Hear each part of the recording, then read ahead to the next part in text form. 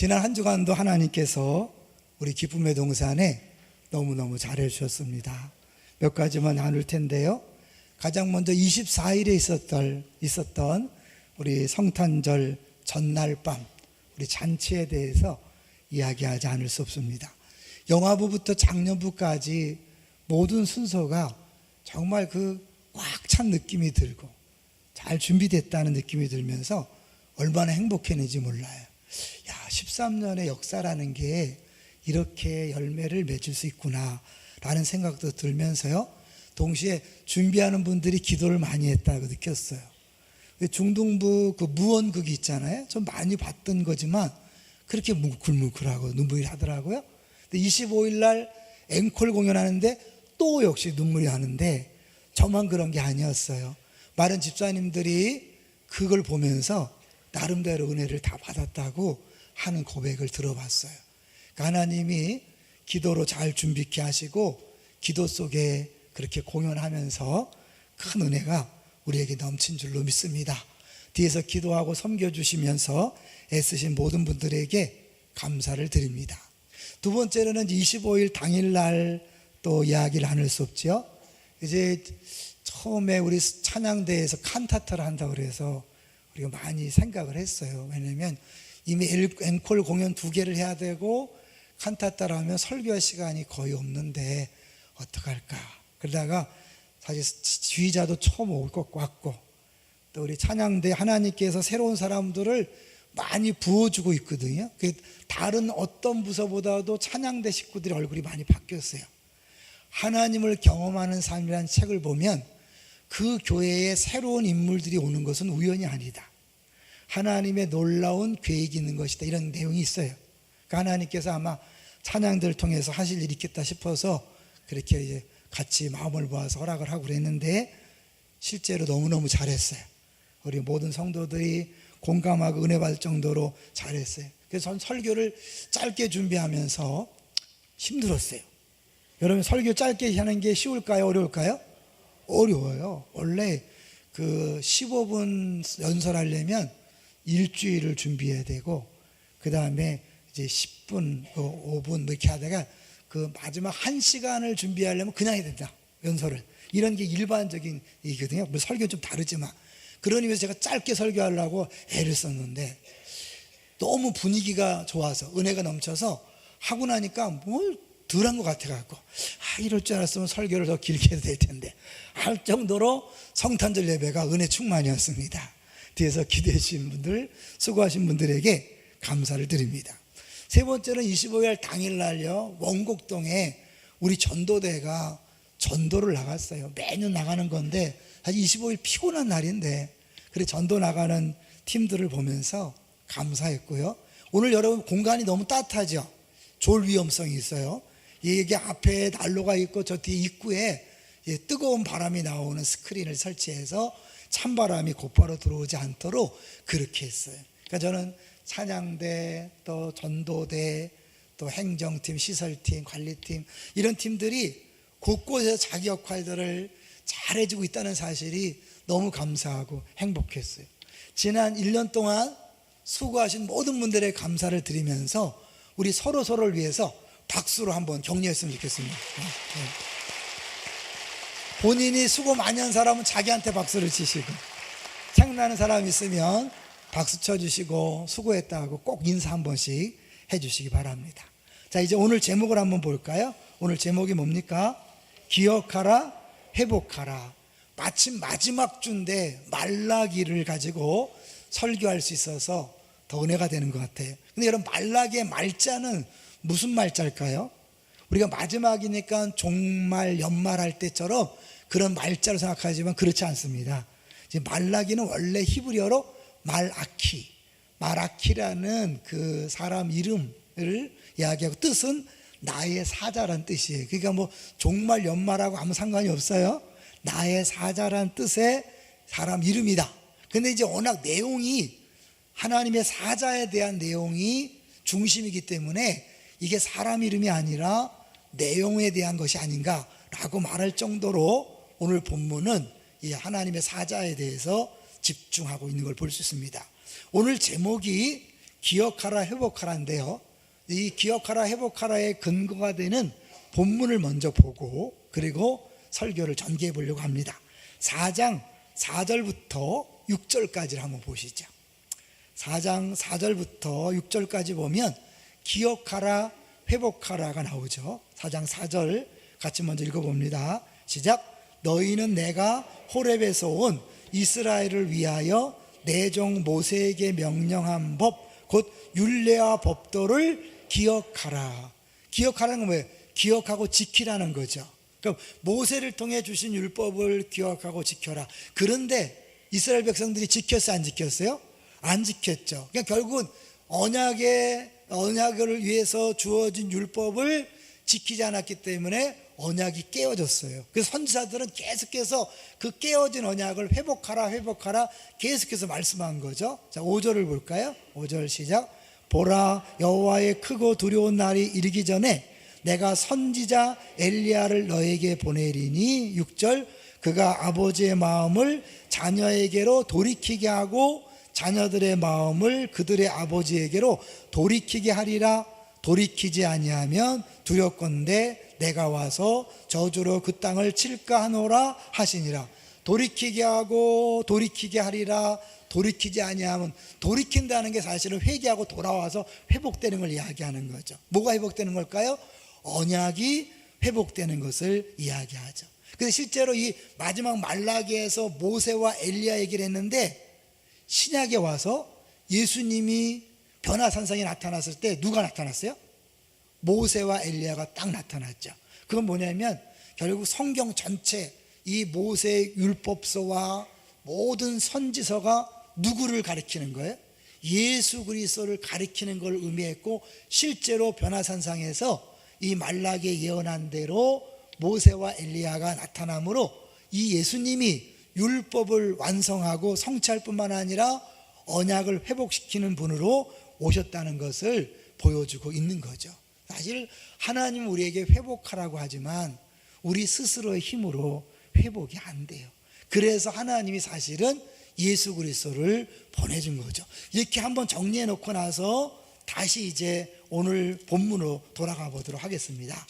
2장 1절에 보면 많은 내용 중에 2장 1절은 뭐냐면 제사장들에 대한 명령이에요. 근데 이 명령이 내용이 좋은 내용이 아니에요. 잘못했기 때문에 저주하고 너희들 이제 큰일 났다, 그런 내용이에요. 2장 1절을 볼까요? 시작. 너희 제사장들아 이제 너희에게 이같이 명령하노라. 2절. 만군의 여호와가 이르노라. 너희가 만일 듣지 아니하며 마음에 두지 아니하여 내 이름을 영화롭게 하지 아니하면 내가 너희에게 저주를 내려 너희의 복을 저주하리라. 내가 이미 저주하였나니 이는 너희가 그것을 마음에 두지 아니하였음이라.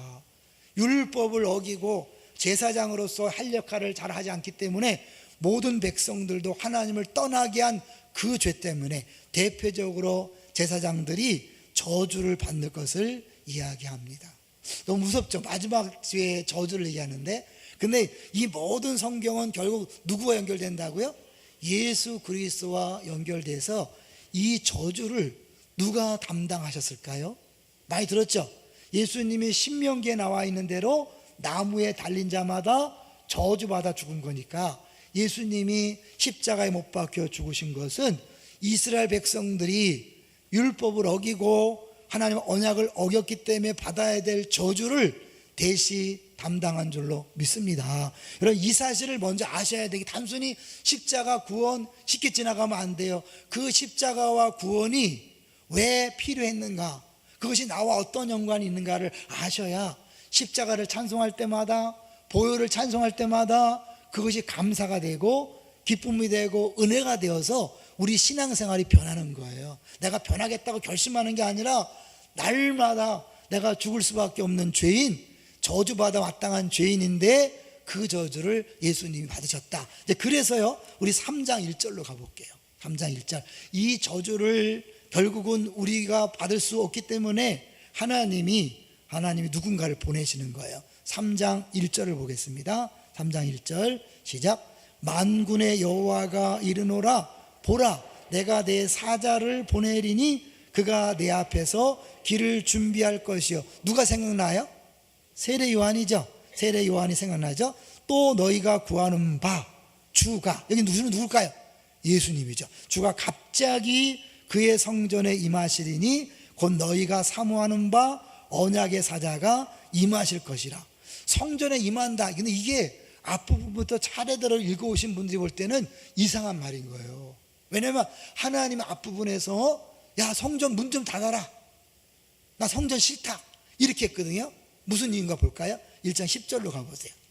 1장 10절로 보시면 시작. 만군의 여호와가 이르노라 너희가 내 제단 위에 헛되이 불사르지 못하게 하기 위하여 너희 중에 성전 문을 닫을 자가 있었으면 좋겠도다. 내가 너희를 기뻐하지 아니하며 너희가 손으로 드리는 것을 받지도 아니하리라. 하나님이 제사 받기 싫다는 거예요. 제물 받기 싫다. 차라리 내가 너무 싫으니까 문을 닫아라. 너희들의 그 가짜 예배, 형식적인 예배 받고 싶지 않다는 거죠.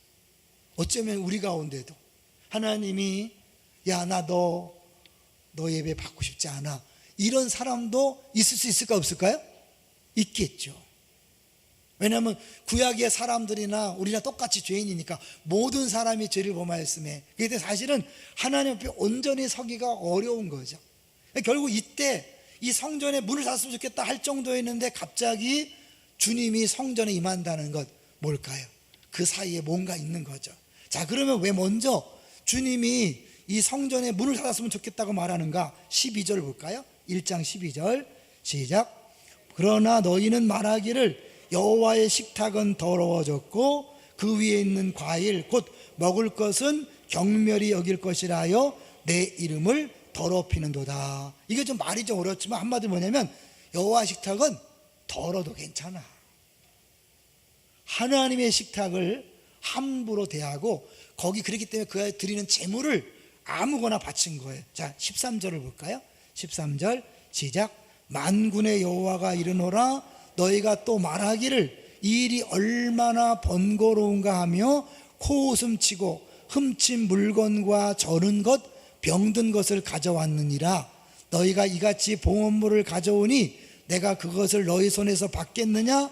이는 여호와의 말이냐. 여러분, 하나님 앞에 드리는 제물은요 어때야 됐죠? 흠이 없어야 돼.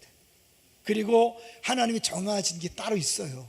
그런데 이들이 어때요? 어느 순간부터 하나님 앞에 제사 드리는 걸 싫어해. 번거롭게 여기는 거예요. 그리고 좋은 것을 드리니 아까우니까 병든 것, 저는 것, 곧 죽을 것, 이런 것들을 갖다 바치는 거예요. 결국 이들은 하나님이 살아계심을 확실히 믿지 못한 거죠. 하나님을 진짜 믿지 못했기 때문에 이런 일을 하는 거예요. 그러니까 하나님 답답하니까요. 야, 니네 나를 어떻게 이렇게 무시하냐? 그래서 눈에 보이는 총동 얘기를 해요. 자, 우리 8절을 볼까요? 이 8절을 보시면 이게 이제 우리와 연관이 있다는 걸 알 수 있는데요. 8절, 1장 8절 시작. 만군의 여호와가 이르노라 너희가 눈먼 희생 제물을 바치는 것이 어찌 악하지 아니하며 저는 것 병든 것을 드리는 것이 어찌 악하지 아니하냐. 이제 그것을 너희 총독에게 드려보라. 그가 너를 기뻐하겠으며 너를 받아주겠느냐. 그 당시 아직도 페르시아 지배를 받고 있는 때니까 페르 총독한테 여러분 그렇게 상한 거 문제 있는 걸 드리면 좋아하겠어요? 싫어하겠죠. 그걸 당연히 아는 너희들이 어떻게 나한테 얘기해. 뭐냐면 하나님이 안 보이는데 살아계신 걸 믿을 수 없다는 거예요. 이걸 쉽게 설명하면요, 여러분 이제 헌금 얘기를 좀 할게요. 하나님 앞에 예배 드릴 때 헌금을 갖고 오시지요? 액수에 상관없이 갖고 오셨죠? 어떤 마음으로 갖고 오셨나요? 예전에 김인중 목사님이 그렇게 하신 적이 있어요. 설교 시간에 갑자기, 저는 여기 나중에 들어보니까 설교 시간에 여러분 저를 대접하고 싶으시죠? 저를 식사 사주고 싶으시죠? 그런 사람 마음속으로 손들어 보라 그랬어요. 그 사람들이 다 했잖아요. 그러면 그 식사비만큼을 내가 먹었다 치고 헌금으로 드리십시오. 헌금이 많이 나왔을까요? 적게 나왔을까요? 무지 많이 나왔어요. 왜요? 목사님을 대접하고 싶은 마음이 다 있었기 때문에 그 액수를 드리니까 무지 많이 나온 거예요. 여러분, 우리 연말이라서 대접하고 대접받는 일이 많습니다. 한 사람을 대접하기 위해서 얼마가 필요합니까? 최소한 필요한 내용이 있죠. 여러분 가감을 팍팍 쓰죠. 근데 하나님을 섬기고 대접한다 하면서 우리가 헌금으로 드리는 것은 뭘까요? 액수를 얘기하지 않게 이렇게 시험 들까봐 정말 어려워서 내가 수입이 없어서 헌금 못 드리는 걸 주님 말하지 않아요. 그런데 바깥에서는 동호회를 위해서 돈을 퐁퐁 쓰시는 분이 하나님에게는 너무 인색하게, 죄송하지만 500원짜리 1000원짜리를 드린다면, 가난해서 드리면 그거 하나님 기뻐하셔요? 그런데 바깥에 씀씀이가 크신 분이 하나님 앞에 그런다면 이거 똑같은 얘기를 하는 거예요. 여러분, 우리는 재물을 저는 거 동물을 바치지 않기 때문에 우리와 상관없다. 아니죠. 우리가 예배를 드린다면, 정말 하나님 앞에 드린다면, 마음을 드린다면 우리는 이렇게 할 수 없는 거죠. 근데 우리는 그렇게 하면서 전혀 가책을 느끼지 않아요. 마찬가지로 이 당시의 사람들도 하나님 앞에서 전혀 가책을 느끼지 않았어요. 그래서 저희 선지자가 야 너희들 어떻게 나를 멸시하냐 그때, 우리가 언제 멸시했는데요? 이 말라기는 총 6번에 걸쳐서 어쩌면 논쟁이 벌어지는데, 그때마다 뭐냐면 하나님이 지적하면 내가 언제요? 언제 그랬어요? 뭐 때문에 그래요? 막 이렇게 승질을 막 내는 거예요. 꼭 사춘기 애들을 키우는 집 같아요. 사춘기 애들이 뭘 얘기하면 어떻게 해요? 막 대들잖아요. 엄마 아빠가 해준 게 뭐 있어요? 언제 그랬어요? 안 그랬는데요? 막 따지고 묻는 것좀 똑같아요. 한번 1장 2절로 가볼까요? 1장 2절, 그 따지고 묻는 것의 첫 번째가 사랑에 대한 거예요. 그러니까 결국 이 유다 백성들이 가장 마음속에 문제는 뭐냐면, 하나님을 사랑하는 거 맞나? 이런, 사랑하지 않는다고 생각한 거죠. 1장 2절 시작. 여호와께서 이르시되 내가 너희를 사랑하였노라 하나 너희는 이르기를 주께서 어떻게 우리를 사랑하셨나이까 하는도다. 뭐예요? 사랑받지 않았다는 거죠. 사실 출애굽 때부터 최소한 1000년을 하나님이 사랑해서 사실 그들의 기적도 보여주고 때로는 때리기도 하고 심지어 비상수단으로 바벨론 포로로 끌려가기도 하고 얼르고 달래고 때리고 다양한 방법으로 사랑을 표현했지만 그들의 결론이 뭐예요? 1000년이 지난 뒤에도 어떻게 사랑했는데요? 엄마 아빠가 해준 게 뭔데요? 라고 따지는 거죠. 그랬더니 계속 읽어볼까요? 여호와가 말하노라 에서는 야곱의 형이 아니냐, 그러나 내가 야곱을 사랑하였다. 너를 선택한 자체가 큰 사랑이고 또 내가 너를 여태까지 인도한 사랑이야 라고 말씀하고 있는 거죠. 여기서요 요한복음 3장 16절이 나오는 거 아세요? 하나님이 어떻게 우리를 사랑했어요? 400년 동안 어쩌면 하나님은 어떻게 사랑을 표현할까 그냥 생각하는 거죠. 실제 아니죠? 했을 거예요. 그러다가 하나님이 그 사랑을 표현한 방법이 뭐예요? 십자가. 하나님이 세상을 이처럼 사랑하사. 어떻게 사랑했냐고? 이렇게 사랑했다. 십자가는 하나님이 아들을 내어주면서 내가 너희를 이만큼 사랑한다는 표현이잖아요. 더 큰 사랑의 표현은 없죠. 그래서 이게 사랑의 확실한 증거라고 얘기하는 거예요. 여러분 이 말라기를 보면 그 요한복음 3장 16절이 더 피부로 와닿는 거죠. 그리고 이제 결국 이들이 잘못해서 하나님께서 계속해서 책망하는데 그 책망의 핵심자가 누구냐면 제사장들인 거예요. 왜? 이들이 잘못된 재물을 갖고 오면 어떻게 해요? 야 니네 틀렸어 이러면 안 돼 라고 해야 되는데 제사장들이 그걸 받아준 거예요. 왜 받아줬을까요? 안 드리는 것보단 나으니까. 안 드리면 자기에 돌아올 것도 없고, 왜냐하면 그 당시에 문화가 신앙 전도가 다 타락했기 때문에 사실은 드리는 사람도 많지 않았을 뿐만 아니라 드려도 이렇게 드렸기 때문에 사실 제사장이 뭐예요? 같이 짝짝꿍이 되어서 적당히 봐주는 거죠. 왜? 자기가 먹는 데는 지장 없으니까. 그러면 이들은요 왜 이렇게 했을까요? 사실 성전을 건축했잖아요. 요전에 보면 이제 학개서까지 보면 막 하나님께서 성전을 건축하라고 막 독려해서 성전을 건축했어요. 근데 건축하고 났는데 달라지는 게 없는 거예요. 여전히 페르시아 지배하여 있고 가난은 해결되지 않고 여러 가지 상황이 별로 안 좋아요. 여러분 지난 1년 동안 하나님이 함께 하심을 믿습니까? 하나님 사랑하셨다고 믿습니까? 정말 믿습니까? 그렇다면 여러분은 기뻐해야 되잖아요. 감사해야 되잖아요. 근데 기쁜 얼굴이 아니에요. 어쩔 수 없이 교회는 왔지만 이건 아닌 것 같은데, 하나님이 살아계시다면 어떻게 우리 애들이 저렇게 변하지 않을까? 왜 질병이 치유되지 않을까? 이 가난의 문제가 해결되지 않을까? 그렇게 수없이 많은 고난이 연속될 때 이 말라기에서 지적한 백성들처럼 우리 마음속에서는 교회를 안 나올 수는 없어요. 버릴 수는 없으니까 나오긴 나오지만 마음속에 정말 하나님 나를 사랑하고 나와 함께 한다는 생각이 들지 않으니까 제사를 드리되 적당하게 문제 있는 제물들을 드리는데 하나님 몰라요? 다 하시니까 차라리 성전문을 닫았으면 좋겠다 그런 거예요. 자, 그런데요, 신기하것은 3장 1절로 가보세요. 3장 1절로 가보시면 다시 이 예수님이 오시는데 어디에 임한다고 그러고 어떤 사자냐고 이렇게 얘기하고 있어요. 3장 1절을 천천히 읽어볼게요. 시작. 만군의 여호와가 이르노라 보라 내가 내 사자를 보내리니 그가 내 앞에서 길을 준비할 것이요 또 너희가 구하는 바 주가 갑자기 그의 성전에 임하시리니 곧 너희가 사모하는 바 언약의 사자가 임하실 것이라. 무슨 사자라고요? 언약의 사자. 이거는 엘리야가 아니겠죠, 그죠? 실제로 예수 그리스도도 하나님 보내신 메시아니까 언약의 사자인데 이 언약의 사자는 사실 올 수가 없어요. 왜? 이미 언약이 깨졌으니까. 볼까요? 2장 8절을 보세요. 2장 8절. 왔다 갔다 해서 죄송해요. 그렇지만 가까운 데니까 자, 읽으세요. 2장 8절 시작.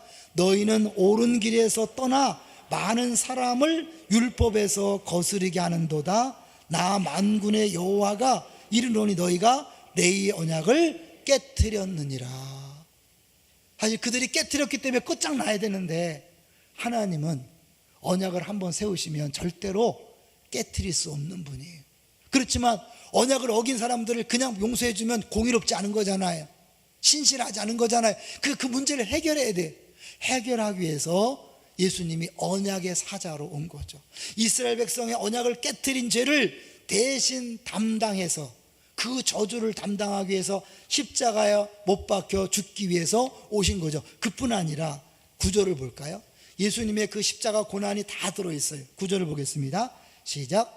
너희가 내 길을 지키지 아니하고 율법을 행할 때에 사람에게 치우치게 하였으므로 나도 너희로 하여금 모든 백성 앞에서 멸시와 천대를 당하게 하였느니라 하시니라. 멸시와 천대, 뭐가 생각나요? 예수님 십자가를 우리가 고난을 얘기할 때 멸시와 천대 받으셨다고 찬양하잖아요. 결국 우리가 받아야 될 멸시와 천대를 예수님께서 대신 받으셔서 그 고난을 감당하신 거죠. 그뿐 아니에요. 똥 얘기도 해요. 2장 3절로 가보세요. 이 하나님의 계명을 어기고 엉터리 짓을 한 그들에게 2장 3절 읽어봅니다. 시작. 보라 내가 너희의 자손을 꾸짖을 것이요 똥 곧 너희 절기에 희생의 똥을 너희 얼굴에 바를 것이라. 너희가 그것과 함께 제하여 버림을 당하리라. 사실 성경의 무서운 내용은 뭐냐면요, 부모가 신앙생활을 잘못하면 자손에게도 문제가 생기는 거예요. 부모가 신앙생활을 잘하면 자손이 잘 된다는 복을 약속해. 왜? 부모에게는 자기보다 누가 잘 되는 걸 좋아해요? 자식이 잘 되는 걸 좋아하기 때문에 부모의 신앙을 얘기할 때 꼭 자녀의 복을 약속해요. 거꾸로 부모가 신앙생활을 잘못하면 자녀가 이 영문도 모르고 고통을 당하는 거예요. 3절에 보라 내가 너희의 자손을 꾸짖을 것이요. 걔들이 뭘 잘못했는데요? 부모 때문에 그런 거죠. 그리고 똥을 바른대요. 여러분, 똥은 원래 지저분하기 때문에 그 짐승학과 똥은 짐 밖에 태워버리는 거예요. 겉으로. 근데 그 똥을 뭐예요? 얼굴에 바른다는 거예요. 얼굴에 똥이 묻으면 어떻게 해요? 더러워졌기 때문에 통째로 버리는 거예요. 엘리 엘리 라마 사박다니. 기억나세요? 나의 하나님 나의 하나님 어찌하여 나를 버리셨나이까. 우리가 똥칠을 하고 버림받아야 되는데 하나님이 예수 그리스도를 이 땅에 보내시고 그 하나님에게 친히 버림받게 하신 것이 십자가의 고난이고 고통이죠. 그렇게 하시는 이유가 뭐라고요? 4절을 보겠습니다. 4절 시작. 만군의 여호와가 이르노라 내가 이 명령을 너에게 내린 것은 레위와 세운 나의 언약이 항상 있게 하려 함인 줄 너희가 알리라. 하나님 한 번 언약을 세우면 절대로 깨트리지 않는 분이에요. 절대로 변하지 않는 분이에요. 이들은 계속해서 요청한 게, 이게 얘기한 게, 하나님 정말 살아계신 거 맞습니까? 옛날엔 사랑했을지 몰라도 지금은 사랑하지 않는 거 아닌가요? 하나님, 공의 하나님이 어디 계신가요? 그러니까 하나님이 계속 말라기는 만군의 여호와, 만군의 여호와, 만군의 여호와, 만군을 얘기하시고 내가 계속 얘기하는 거예요. 그들은 우리에게 관심도 없고 하나님은 떠났다라고 하니까, 아니다, 너희들은 모르지만 내 만군의 여호와가 내가 전 세계를 지금도 지배하고 있다, 다스리고 있다. 곳곳에서 해 뜨는 데부터 인내까지 사람들이 나를 찬양해야 될 것이다. 너희들은 잘못했지만 결국 그런 날이 올 것이다. 이렇게 자꾸 얘기하는 거죠. 시 중에 그런 시가 있더라고요. 누가 하늘을 보았다 하는가? 누가 구름 한 송이 없이 맑은 하늘을 보았다 하는가? 내가 본 건 먹구름, 그걸 하늘로 알고 일생을 살아간다. 우리는 맑은 하늘을 못 보고 구름지는 먹구름을 보면서 저게 하늘이라고 생각한다는 거죠. 내가 본 건 지붕 덮은 새 항아리, 그걸 하늘로 알고 일생을 살아갔다. 닦아라 사람들아, 내 마음속 구름 찢어라. 사람들아, 내 머리 덮은 새 항아리, 구름을 닦고 새 항아리를 찢으라는 거죠. 아침 저녁 내 마음속 구름을 닦고 티 없이 맑은 영원의 하늘 볼 수 있는 사람은 외경을 알리라. 우리가 지금 눈에 보이는 현실 때문에 정말 하나님을 보지 못하고 그 현실의 고난과 아픔 속에서 하나님은 안 계시고 날 사랑하지 않는다고 그렇게 착각할 때가 있다는 거예요. 제가 사진을 배울 때 가장 신기했던 중에 하나가 뭐냐면요, 밤하늘도 파랗다예요. 제가 얘기했죠. 여러분, 밤하늘이 우리가 볼 땐 깜깜하지만 그거를 수동 카메라로 노출을 길게 잡고 찍으면 밤하늘이 파래요. 하늘은 원래 파래요. 낮에도 파랗고 밤에도 파래요. 다만 우리 눈이 그것을 까맣게 볼 뿐이에요. 하나님은 언제나 우리를 사랑하셔요. 믿습니까? 하나님은 변함이 없으셔요. 우리에게 늘 복주기 원하시고 우리에게 은혜를 부어주시길 원해요. 그래서 그것이 예수님이 어떻게 이루어졌나 볼까요? 5절 보세요. 2장 5절을 보세요. 이 레위와 세운 언약의 내용이 뭐냐? 5절 시작. 레위와 세운 나의 언약은 생명과 평강의 언약이라. 내가 이것을 그에게 준 것은 그로 경외하게 하려 함이라. 그가 나를 경외하고 내 이름을 두려워하였으며. 생명과 평강의 언약, 언약의 핵심이 생명과 평강이라는 거예요. 예수님이 이 땅에 오셔서 말씀하신 게 있어요. 요한복음 10장 10절, 내가 온 것은 양으로 생명을 얻게 하고 또한 풍성케 하려 함이라. 생명 똑같은 생명이죠. 평강은 샬롬이에요.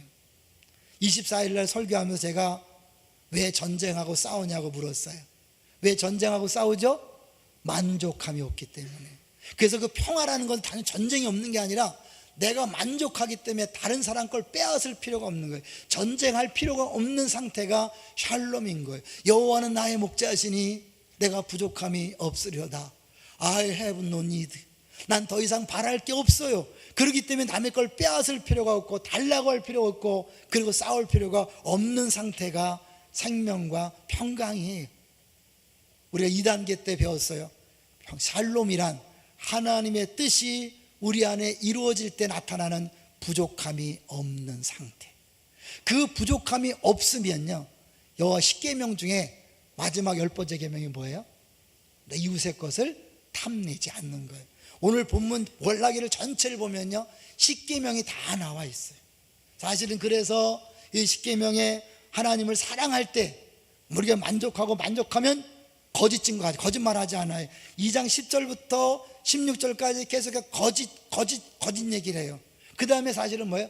도적질을 하지 않아요. 11조 얘기하면서 도적질을 얘기를 하는 거예요. 그 다음에 이혼 얘기하면서 가늠을 얘기해요. 다 이 모든 것들은 뭐냐면 결국 하나님으로 인한 만족이 없을 때 나타나는 현상임을 얘기하는 것이고, 그들이 못 누린 그것을 예수님이 이 땅에 오셔서 다시 새 언약의 피를 흘리심으로 말미암아 생명을 얻게 하고 풍성케 하는 것이 이루어진 것을 볼 수 있는 거죠. 자, 그런데 이 일을 위해서요, 꼭 필요한 작업이 있어요. 그냥 하나님이 그냥 옛다 받는 게 아니에요. 다시 3장 2절로 가보세요. 2절, 3절이 이제 우리에게 오늘날 적용되는 내용이에요. 2절 시작. 그가 임하시는 날을 누가 능히 당하며 그가 나타나는 때에 누가 능히 서리요. 하나님이 우리를 회복시키기 위해서는 그냥 회복이 안 돼요. 다 부숴버리고 새로 세워야 돼요. 그렇죠? 여러분, 뭔가 새롭게 하려면요, 옛날 걸 조금 적당히 고쳐서는 안 되는 거예요. 완전히 부숴버리고 다시 세워야 돼요. 심판이 그래서 필요한 거예요. 심판이 무서운 거지만 그 심판은 구원의 한 방법이에요. 완전히 부숴버리고 없애야 새로운 것이 될 수 있고 그것이 회복이란 말이에요. 그래서 여기 보니까 그는 금을 연단하는 자의 불과 표백하는 자의 잿물과 같을 것이라. 연단은 좀 어렵지만 여러분, 양잿물 아시죠? 공짜라면 양잿물도 먹는다. 양잿물이 뭐 할 때 쓰는 거예요?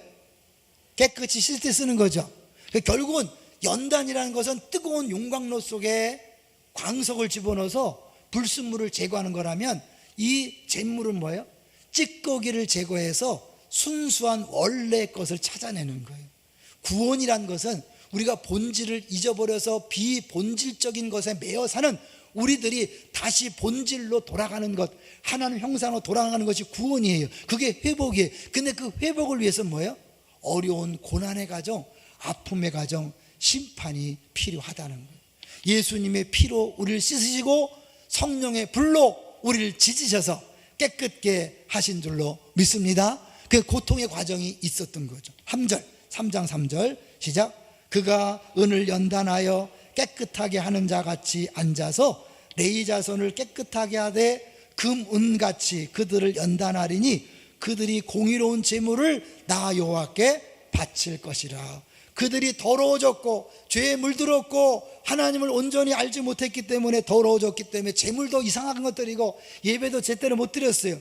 하나님이 그들을 바꿔서 회복시켜서 예배자로 만들겠다는 거예요. 예수님 말씀했죠? 신령과 진정으로 예배하는 자를 찾으시느니라. 연결이 됩니까? 결국 진정한 예배자는 예수님이 이 땅에 오심으로 가능한 거죠. 성령과 진리로, 성령을 통해서만 온전한 예배자가 될 수 있는 겁니다. 그러니까 결국 주님께서 하신다는 거예요.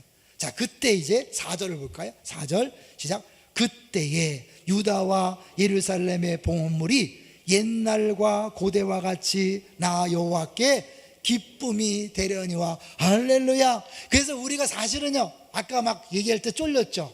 하나님이 이 중에 안 받을 사람이 있다 그럴 때 쫄렸잖아요. 그런데 걱정하지 마세요. 여러분이 십자가를 믿고 보혈을 믿는 순간 우리의 모든 더러움은 깨끗이 씻어진 줄로 믿습니다. 그래서 내가 깨끗해졌기 때문에 내가 드린 찬송과 기도와 비록 적지만 헌금과 내 모든 것들을 기쁨으로 받으시는 줄로 믿습니다.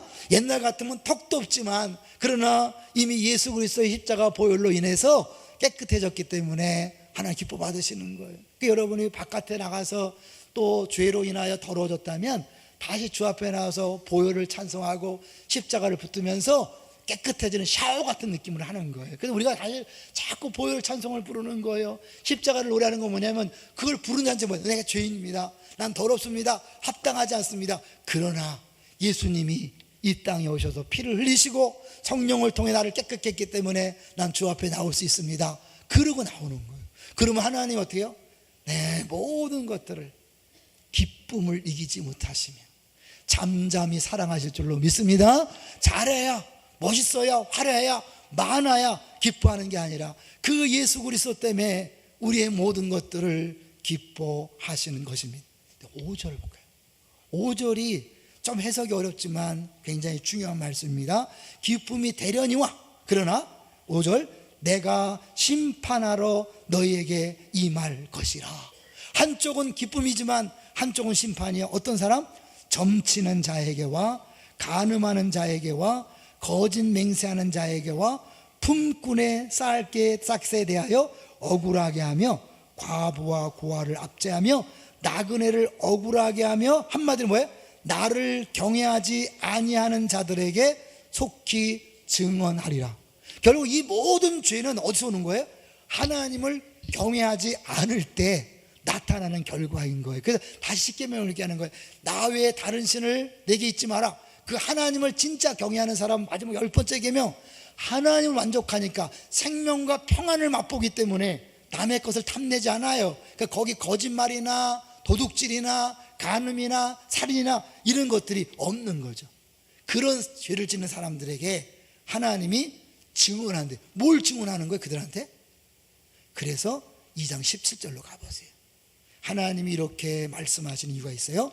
2장 17절 시작. 너희가 말로 여호와를 괴롭게 하고도 이르기를 우리가 어떻게 여호와를 괴롭혀 드렸나이까. 하나 읽어, 시종일관이라니까. 하나님, 내가 너 때문에 괴로워. 우리가 언제 괴롭혔는데요? 아주 뻔뻔한 거죠. 계속해서 이는 너희가 말하기를 모든 악을 행하는 자는 여호와의 눈에 좋게 보이며 그에게 기쁨이 된다. 뭐예요? 악인들을 하나님이 기뻐하신대. 하나님을 조롱하는 거죠. 아이고 하나님, 저렇게 악당들이 설치는 거 보니까 하나님은 쟤들을 좋아하나 보지. 하나님이 공정하다고 정의롭다고 웃기고 있네. 교회를 다니면서 신앙생활하면서 마음속에 그런 마음이 있는 거예요. 하나님 앞에 여러분, 불평하고 원망하는 사람이 이런 사람인 거예요. 죄송하지만 여러분이 나는 아니지, 아니요, 입만 열면 불평 원망하는 사람 있죠. 이런 사람이라니까. 여러분, 불평 원망은 뭐야? 하나님이 어떻게 이럴 수 있냐는 거잖아요. 하나님을 경멸하는 거예요. 하나님을 괴롭혀드리는 거예요. 그러면 뭐야? 우리가 언제 괴롭혔는데요? 여러분이 맨날 하는 소리가 하나님을 괴롭게 한다. 감사를 기뻐하시지만 여러분 불평 원망하는 거에 결국 뭐예요? 하나님은 악을 좋아하셔? 악인들을 기뻐하셔? 아니라는 거죠. 그러니까 6절에 4절에 야 내가 그게 아니라 다른 게 기쁨을 했잖아요. 자, 그 다음에 또 말하기를 정의의 하나님이 어디 계시냐 합니다. 이게 핵심이에요. 정의의 하나님이 어디 계시냐. 하나님이 살아계시다면 정의는 어디 갔느냐. 결국 성경 전체는 계속해서 일주일에 정의와 공의를 얘기하잖아요. 가난한 자들을 함부로 대하지 말고 핍박하지 말고 고아와 과부를 대우하고, 그게 뭐예요? 결국 하나님이 정의롭고 공의로운 분이라는 것이기 때문에 그런 거죠. 11조 얘기를 좀 할까요? 11조에서 길게 하지 않을 거예요. 어떤 분은 11조 하기 싫으니까 율법이니까 끝났다고 얘기해요. 성경을 잘 모르는 거예요. 11조는 공정한 사회를 위한 하나님의 경제 시스템이에요. 아무리 했어도 수입이 없는 사람이 있어요, 없어요? 있어요. 그들 어떻게 해야 돼요? 돈 많이 번 사람이 10분의 1을 내놓아서 함께 나눠 갖는 거예요. 여러분, 11조가 교회를 위한 게 아니에요. 예전에 성전의 제사장들만을 위한 게 아니라 가난한 고아와 과부들, 수입이 없는 사람들과 함께 나누는 시스템이 11조인 거예요. 그래서 많이 버는 사람은 많이 번 거에 10분의 1을 많이 내야 돼요. 없는 사람은 안 내도 되는 거예요. 그래서 하나님이 사실은 모든 고아와 과부와 나그네를 다 생각하고 사랑한다는 걸 보여주는 게 사실 교회의 신앙생활이고 모든 종교 시스템인 거죠. 그러니까 결국 어떻게 해요? 여기 점치는 자는 뭐예요? 하나님 외에 다른 것을 의지하는 사람, 간음하는 사람, 이혼 얘기가 나오잖아요. 근데 여러분, 오늘날 이혼과 똑같이 적용하면 안 돼요. 여기서 말하는 이혼이라는 건 뭐냐면 자기의 행복을 위해서 여자를 수단화 삼는 거예요. 옛날에는 고대 때는 여자들이 인권이 없었어요. 마음에 안 들면 막 버렸어요. 그리고 지가 좋아하는 여자를 막 택했어요. 성경은 그것이 간음이다. 11조 얘기하면 무조건 주눅 들고, 이혼 얘기하면 주눅 들지 마세요.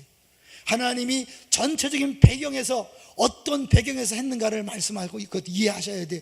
공의와 정의, 억울한 눈물 흘리고 아픔을 당하는 사람들이 없는 사회, 그 사회를 이루기 위해서 하나님은 언약을 세우시고 그들에게 평강과 생명을 줬는데 하나님을 믿지 않으니까, 하나님 앞에 나오지 않고 그 만족을 못 누리니까 자기 식대로 그 만족을 추구하기 위해서 가난한 사람을 학대하고 품삯을 주지 않고 심지어 아내를 버리고 11조를 드리지 않고 그러면서 자기 배만 배불리는 그것에 대해 하나님이 심판한다고 말씀하는 거예요. 거꾸로 볼까요?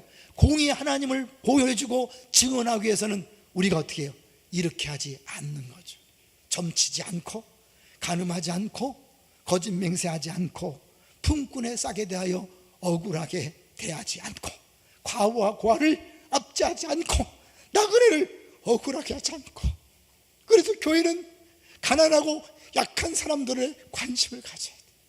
그것이 하나님이 정의 하나님이고 공의 하나님을 세상에 직원하는 겁니다. 하나님 어떤 분인가를 보여주는 것. 동의하시나요? 하나님께서 우리 모두를 통해 이 일을 하기를 원하십니다. 우린 지난 한 해를 돌이켜보면서 다시 솔직하게 하나님 앞에 온전한 예배를 드리지 못했고 공의 하나님, 정의 하나님을 세상에 드러내 보이지 못했습니다. 우리 힘으로 안 되는 걸 보여준 거예요. 이제 어떻게 해요? 다시 주님에는 방법이 없습니다.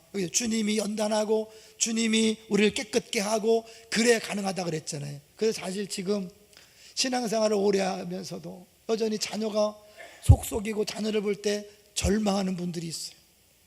제가 토요일 날도 성묘 식구들 만났는데 아들들 때문에 너무 힘들어하는 이야기를 들었어요. 하나를 기도해서 해결되면 또 다른 문제가 생기고 그 문제가 해결된다 싶었으면 또 다른 문제가 생긴다는 거예요. 너무 힘들죠? 하나님이 안 계시는 걸까요? 아니에요. 그 눈물의 골짜기, 연단 과정, 우리는 꼭 부모에게만 문제가 있는 게 아니라 그 자녀를 위한 계획이 있어서 하나님이 그를 변화시키고 있는지 몰라. 왜요? 사람은요, 위기를 만나지 않으면, 고난을 만나지 않으면 자기를 안 버려요. 회복은 완전히 부서져야 회복이 됩니다. 할렐루야. 그래서 때로는 하나님 어떤 사람 박살을 내요. 사랑하기 때문에. 암을, 다는 아니에요. 어떤 사람은 암을 통해, 어떤 사람은 파산을 통해, 어떤 사람은 교통사고를 통해, 어떤 사람은 자녀가 내 마음대로 되지 않는 문제를 통해 기고만장했던 사람이 내 힘으로 안 되는구나. 그리고 철저히 낮아져서 마음이 가난해질 때 하나님이 그 가난한 심령에 천국을 세워가시는 줄로 믿습니다. 그것이 때로는 정금같이 나오게 하는 연단 과정이고 은을 찌꺼기를 제거하는 과정이며 양잿물로 닦듯이 우리의 죄악들, 더러운 것들, 추한 것들, 욕심들을 끊어내는 작업이 될 수 있어요. 하나님께서 2019년까지 그렇게 했을 수도 있어요. 그러나 2020년은 기대해도 좋습니다.